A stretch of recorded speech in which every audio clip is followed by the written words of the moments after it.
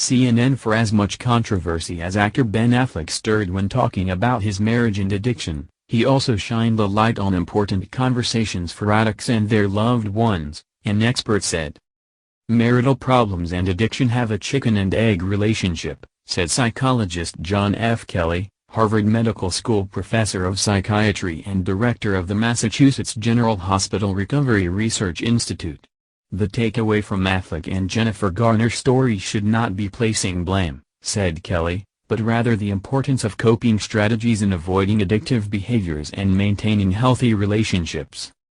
Affleck spoke to Howard Stern this week about how his marriage to Garner contributed to his alcoholism, saying if they hadn't split in 2015, I'd probably still be drinking. It's part of why I started drinking, Affleck told Stern. Because I was trapped. As his comments went viral, some people saw Affleck as placing blame on Garner for his addiction. It's not true. I don't believe that. It's the exact opposite of who I am and what I believe, Affleck said on Jimmy Kimmel Live Wednesday in response, adding that he loves and respects Garner.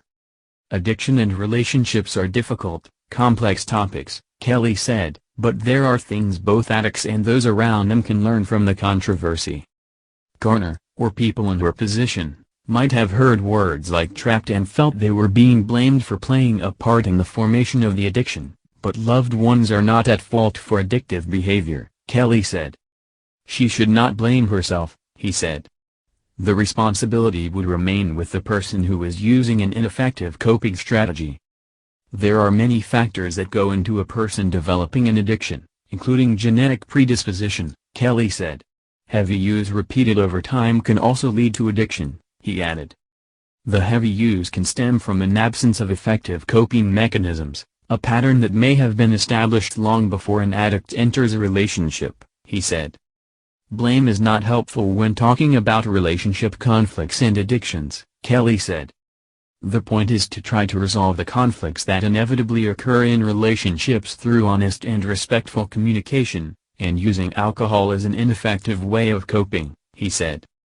In the short term, alcohol can feel like a very effective way to cope, Kelly said. It can dissolve unpleasant feelings in a quick, reliable way. Unfortunately, in the longer term, it can cause all kinds of other problems, he added.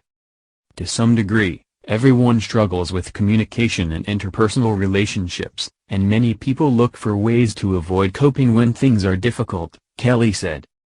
If you add alcohol into the mix, it only makes things worse, Kelly said. People often resort to using alcohol as a primary coping strategy because they don't have the tools to be able to communicate effectively. When problems arise in relationships we care about, we may avoid bringing the problems up or hope they go away when we don't feel equipped to deal with them head-on.